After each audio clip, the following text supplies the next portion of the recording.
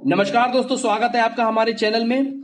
दोस्तों, केंद्रीय मंत्रिमंडल ने बुधवार को नई शिक्षा नीति को मंजूरी दे दी, जिससे स्कूली शिक्षा से लेकर उच्च शिक्षा तक कई ऐसे बड़े बदलाव किए गए हैं जो कि शिक्षकों, अनुदेशक, शिक्षा मित्रों और सभी शिक्षा कर्मियों को बहुत अधिक प्रभावित करेंगे।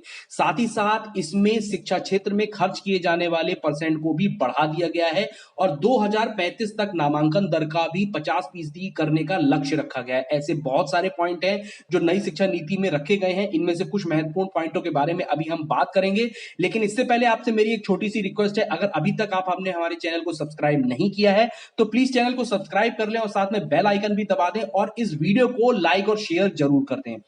दोस्तों, सूचना एवं प्रसारण मंत्री प्रकाश जावड़ेकर ने बात करते हुए बताया कि प्रधानमंत्री नरेंद्र मोदी की अध्यक्षता में हुई केंद्रीय मंत्रिमंडल की बैठक में नई शिक्षा नीति को मंजूरी दे दी गई है। उन्होंने बताया कि 34 साल से शिक्षा नीति में परिवर्तन नहीं हुआ था, इसलिए यह एक बहुत महत्वपूर्ण कदम है। बैठक के बाद उच्च शिक्षा सचिव अमित खरे और स्कूली शिक्षा एवं साक्षरता सचिव अनीता करनवाल ने प्रेस वार्ता में भी बताया कि नई शिक्षा नीति की जो बात है उसमें पूरी तरीके से मंजूरी दे दी गई है और उन्होंने इसके कुछ बड़े पॉइंटों के बारे में भी विस्तार से जानकारी दी, जिसमें से कुछ पॉइंट पे हम बात कर लेते हैं। देखिए, नई शिक्षा नीति में स्कूल शिक्षा से लेकर उच्च शिक्षा तक कई ऐसे बड़े बदलाव किए गए हैं जो कि सीधे सीधे आप सभी को प्रभावित करने वाले हैं। उच्च शिक्षा के लिए सिंगल रेगुलेशन यानी कि एकल नियमांक ही रहेगा। इसके अलावा 2035 तक 50% सकल नामांकन दर को पहुंचाने का लक्ष्य रखा गया है। सेकंड बात करें तो नई शिक्षा नीति में मल्टीपल एंट्री और एग्जिट यानी कि आप बहुस्तरीय एवं निकासी व्यवस्था को लागू किया गया। ये बहुत ही अच्छा कदम छात्रों के हित के लिए। अब हम आपको बताते हैं कि ये है क्या। देखिए, अगर किसी ने 4 साल का इंजीनियरिंग कोर्स किया या फिर 6 सेमेस्टर पढ़ने के बाद वो किसी कारणवश अपनी पढ़ाई को जो है वो छोड़ देता है तो उसके पास कोई उपाय नहीं बनता। लेकिन मल्टीपल एंट्री एग्जिट में आप 1 साल बाद सर्टिफिकेट, 2 साल बाद डिप्लोमा या 3 से 4 साल बाद डिग्री ले सकते हैं। तो ये एक अच्छा कदम छात्रों के हित के लिए। जो छात्र रिसर्च करना चाहते हैं उनको अब 4 साल का डिग्री प्रोग्राम करना होगा, जबकि जो नौकरी करना चाहते हैं वो 3 साल का ही डिग्री प्रोग्राम करेंगे। तो इसमें भी छात्रों को एक मल्टीपल ऑप्शन मिल जाएगा। अगर आप रिसर्च डेवलपमेंट जाना चाहते हैं तो आप 4 साल का डिग्री प्रोग्राम करें और अगर आप केवल नौकरी करना चाहते हैं तो आप 3 साल के डिग्री प्रोग्राम को ही करें, जिससे आपके 1 साल की पूरी पूरी बचत होगी। अब हम बात करते हैं, देखिए, पहले शिक्षा में कुल जीडीपी का करीबन 4.43% ही खर्च किया जाता था, लेकिन अब इसे बढ़ाकर 6% करने का लक्ष्य रखा गया है और ये लक्ष्य जो है केंद्र और राज्य मिलकर इसको हासिल करेंगे। अगले पॉइंट में हिंदी और अंग्रेजी भाषाओं के अलावा 8 क्षेत्रीय भाषाओं में ई कोर्स को रखा गया है। वर्चुअल लैब कार्यक्रम के द्वारा इनको आगे बढ़ाया जाएगा। इसके साथ साथ नेशनल एजुकेशन टेलीकॉम फोरम भी बनाया जाएगा। इसके बाद जो अच्छा पॉइंट है वो है नेशनल रिसर्च फाउंडेशन यानी एनआरएफ की स्थापना की जाएगी, जिससे अनुसंधान एवं नवाचार को बढ़ावा मिलेगा। मानव संसाधन विकास मंत्रालय का नाम अब बदल के शिक्षा मंत्रालय कर दिया गया है। शिक्षा में तकनीकी को बढ़ावा दिया जाएगा। तकनीकी के माध्यम से शिक्षा को बढ़ाने पर बहुत जोर शोर से काम किया जाएगा। अब हम बताते हैं कि आपको जो पाठ्यचर्या है 2005 की उसको जो है 15 साल हो चुके हैं, तो अब जो है वो नया पाठ्यचर्या जो है वो लाई जाएगी।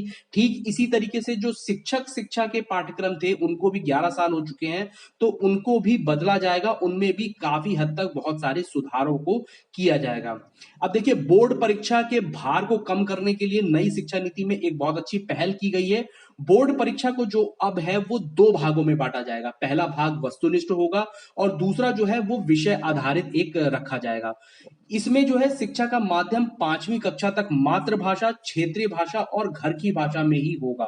साथ ही साथ जो लड़कियां हैं उनको लैंगिक शिक्षा कोष की बात भी कही जाएगी। ठीक है, अब हम बात करते हैं रिपोर्ट कार्ड की। तो देखिए, रिपोर्ट कार्ड के स्वरूप को बदलाव करते हुए समग्र मूल्यांकन पर आधारित रिपोर्ट कार्ड की बात की गई है। हर कक्षा में जीवन कौशल को परखने पर जोर दिया जाएगा, ताकि जब 12वीं कक्षा में करके जब बच्चा निकलेगा बाहर तो उसके पास उसका पूरा का पूरा पोर्टफोलियो तैयार होगा।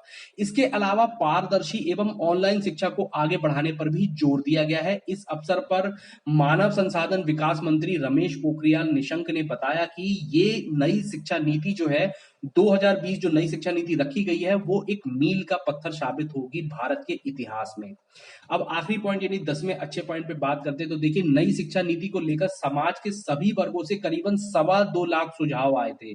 इन सुझावों पर व्यापक विश्लेषण किया गया।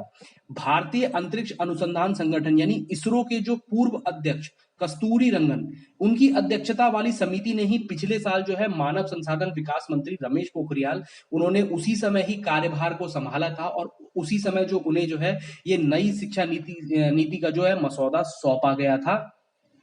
उन्होंने इस पे एक विश्लेषण कार्य किया है और इन सभी सुझावों पर बहुत अच्छे से बात करी गई है, इनका विश्लेषण किया गया है और विश्लेषण करने के बाद ही जो है इस पूरी शिक्षा नीति को बनाया गया। तो देखिए ये 10 ऐसे पॉइंट थे जिन पे मैंने आपसे बात करी, और भी ऐसे पॉइंट हैं जो अनुदेशक, शिक्षा मित्रों और शिक्षकों को डायरेक्टली अफेक्ट करते हैं। इनके ऊपर भी अभी हम चर्चा करेंगे। साथ ही साथ मैं आपको अभी कई और ऐसी वीडियो बताऊंगा जिसमें नई शिक्षा नीति को लेकर बहुत सारे ऐसे पॉइंट हैं जो आपको जानने बहुत ही जरूरी है। फिलहाल अभी जो है कल यानी बुधवार को जो है वो प्रधानमंत्री नरेंद्र मोदी की अध्यक्षता में जो बैठक हुई उसमें नई शिक्षा नीति यानी कि न्यू एजुकेशन पॉलिसी को मान्यता दे दी गई है और ये बहुत ही जल्द अब लागू हो जाएगी।